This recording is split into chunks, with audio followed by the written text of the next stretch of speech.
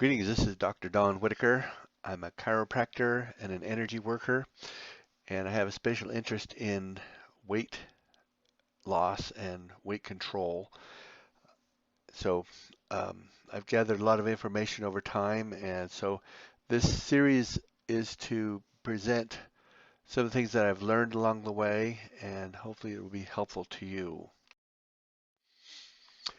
We have a big problem with obesity. In the world, there's over 1 billion adults who are overweight, with at least 300 million of those that are clinically obese, and over 17.5 million children under the age of 5 are obese. Now, of course, obesity is not just uh, a problem with looks or anything like that. It has to do with your health. And so there are issues such as diabetes, cardiovascular disease, hypertension, stroke, and certain types of cancer that go along with obesity. And so we want to do our best to try to bring you to a more normal weight. In North America, there's about 2/3 of obese adults who are trying to lose weight, but their success rate is only ranked between 2 and 20%. And a lot of those people, when they do lose the weight, they tend to put it back on again. And so currently there's more of a trend to just give up on losing weight and just accept the unhealthy weight. So why is this? Well, is there a shortage of weight loss programs? I don't think so. There's lots of weight loss programs around. So do people just have no idea how to eat right or what is a reasonable amount?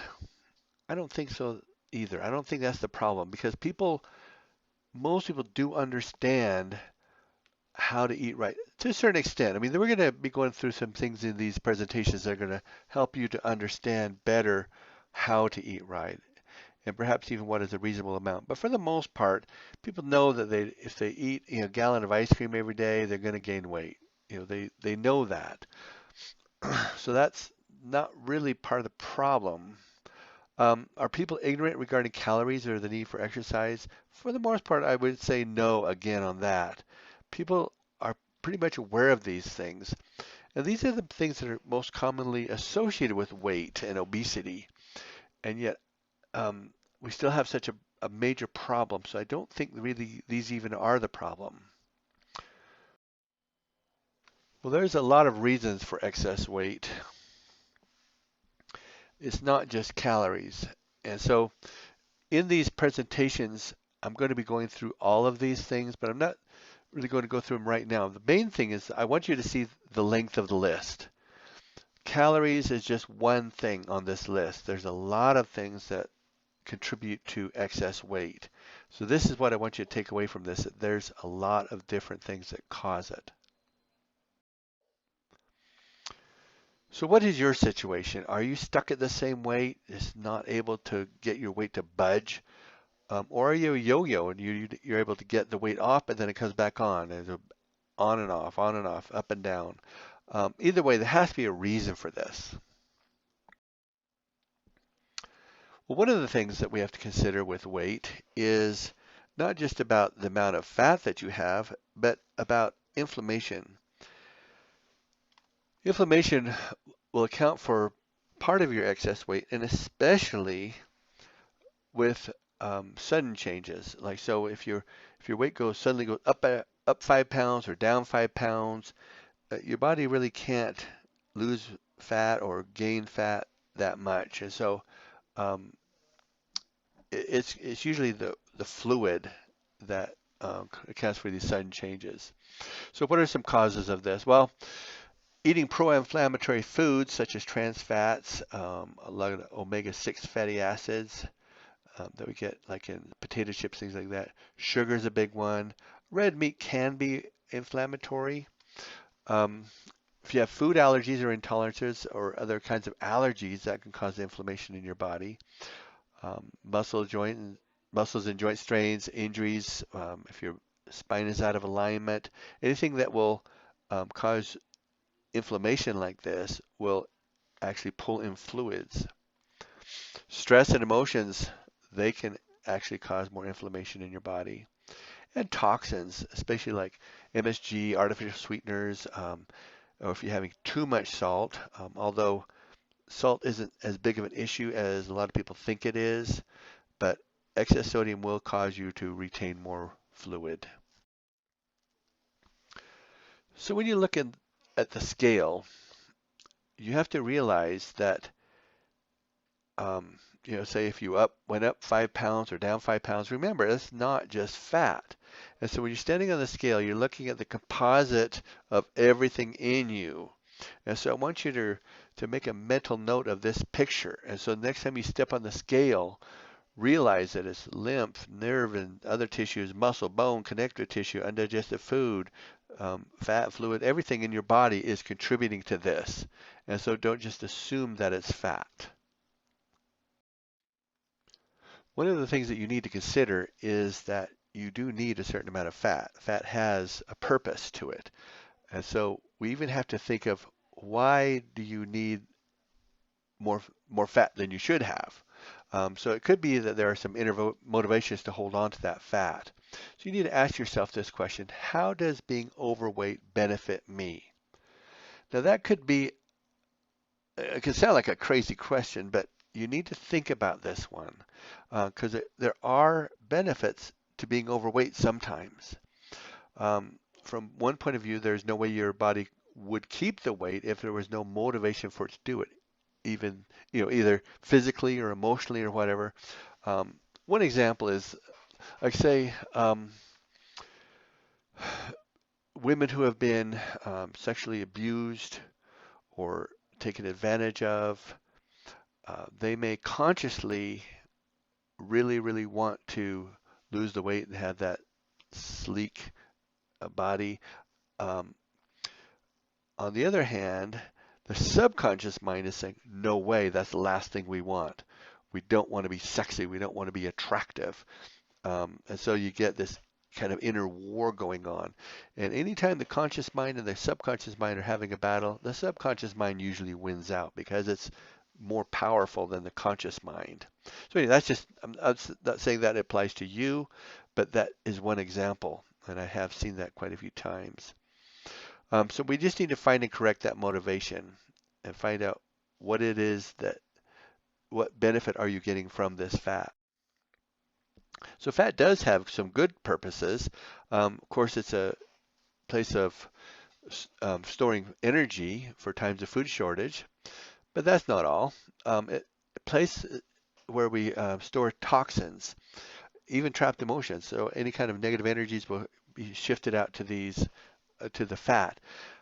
And so one of the things that your body wants to do is to keep the fat away from the vital organs. And so you'll notice most of the fat on your body is underneath the skin. Now, it will be around the organs as well, but it's a good place to kind of stash toxins, and so it doesn't affect the vital organs so much. Fat insulates our body, so it keeps us warm in the wintertime a little bit. It cushions our organs, and so, like I said, there is some fat around the organs, and so this helps to cushion our organs, and so they're not so at risk. Also, fat cells produce hormones. Um, aromatase, TNF alpha, leptin is one that we're going to be talking about in a little bit here in another presentation. Um, anyway, there's several of these hormones that are produced by the fat, and so fat is not just a blob of stuff that we're storing these extra calories. It actually is doing stuff. Now, we have to consider, maybe you are eating too much. That could be a possibility. Not everybody with a weight problem is eating too much, but if you are eating too much, then that can be for a variety of reasons. Could be emotions. Emotional eating is a big reason for people to be overeating. Our culture, sometimes just eating a lot at a certain, it could be a country's culture, your family culture. So eating a lot at certain meals, or a lot of celebrating, that kind of stuff. Um, leptin resistance.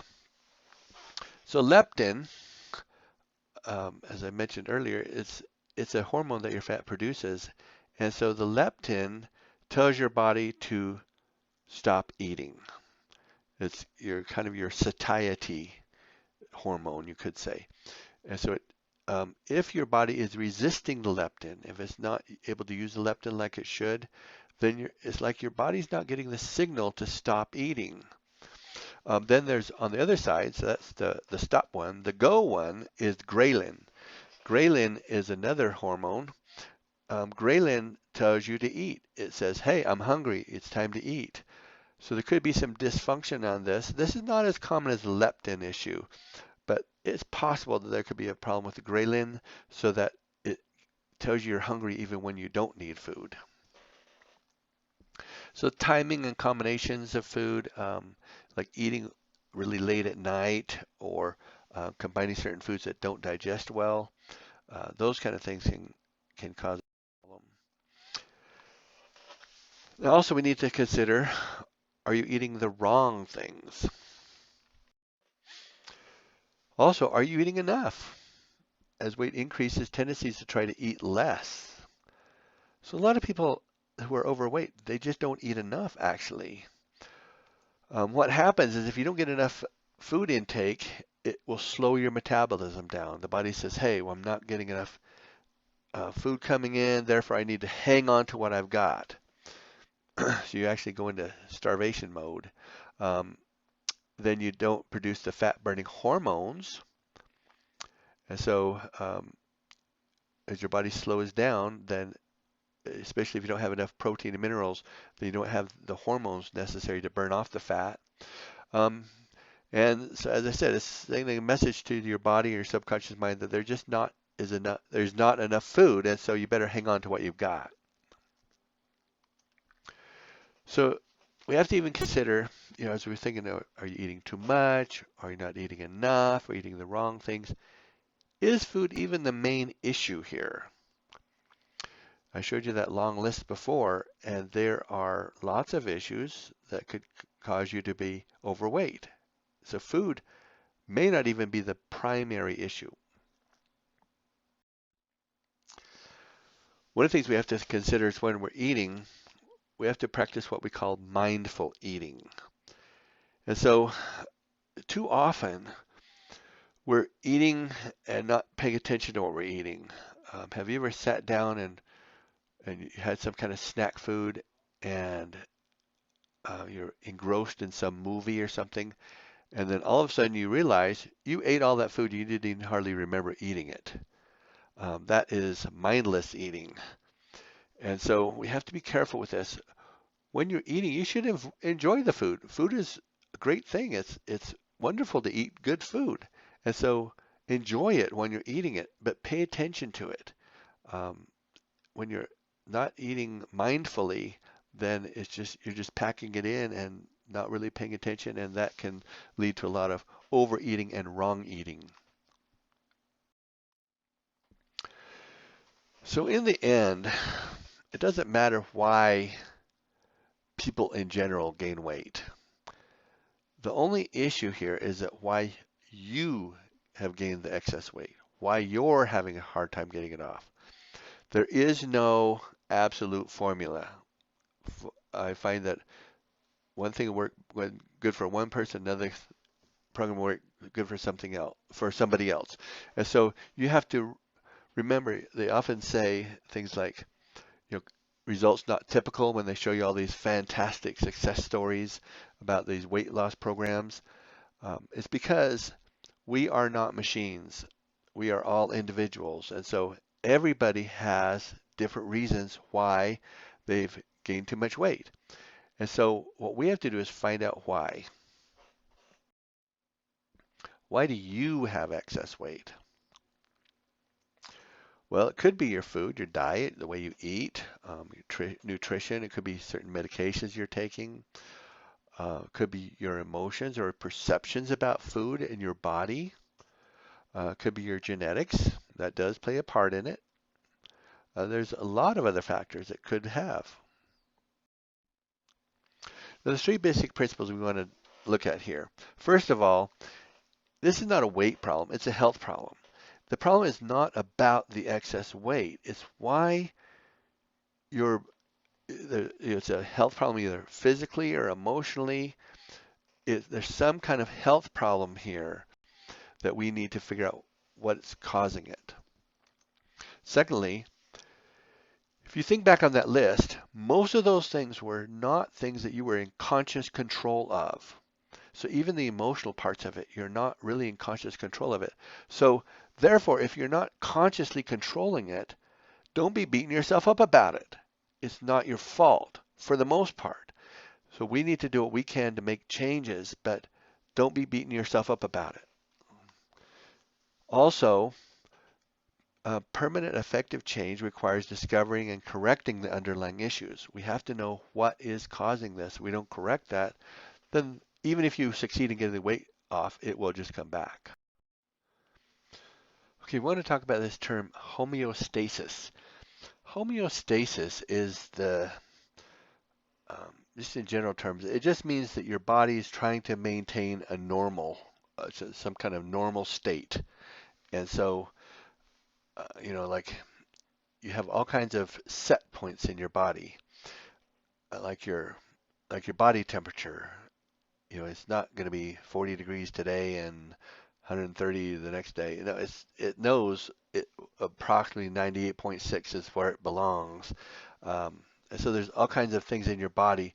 Pretty much everything in your body has some kind of set point to it. So homeostasis is the ability of the body or a cell to seek and maintain a condition of equilibrium or stability within its internal environment when dealing with external changes. So how is your body going to cope with its environment and still maintain some regularity? So as I said, everything in your body has some kind of set point, including the weight. And so your body has something in it that says, okay, this is what I should weigh. And that's why people don't change a huge amount most of the time because their body has a set point. And so we have to find out, how did it get too high and what do we do about it? We can change the weight set point energetically. And so that is something we do in the office. We reset the weight set point to a more proper amount, but we still have to find out what are the factors that caused it to be so high in the first place. And so we do need to take a look at that. So what is the solution? We need a system that is able to detect and correct many of the irrelevant factors that are affecting a person's body and weight. So here's how we do it. The subconscious mind stores all of the information about the body. We can use muscle testing and other techniques to get answers regarding what needs to change in your body and in your mind. Change requires effort and an investment of time, energy, and money. We make it easier, though, more effective when we strive not to waste your time or your money. Our goal is to remove the barriers that stand between you and your ideal weight. Einstein said, insanity is doing the same thing over and over and expecting a different result. There's two hurdles that most people have. First, they don't know specifically what to do or how to do it. Secondly, they lack the willpower, motivation, and self-discipline to do what they know. We address both issues with this system. Here in our office, we look at health from three different angles. First of all, is the mental health. That's the thoughts and feelings and emotions, your belief systems. Then the chemical health, which is everything you take into your body, everything you eat, drink, or breathe. This has to do with allergies, toxins, um, your nutrition, things like that. Then there's the structural health. That's what most chiropractors do. And so we do a lot of adjusting. We make sure that the nervous system is functioning correctly. That's what ties everything together.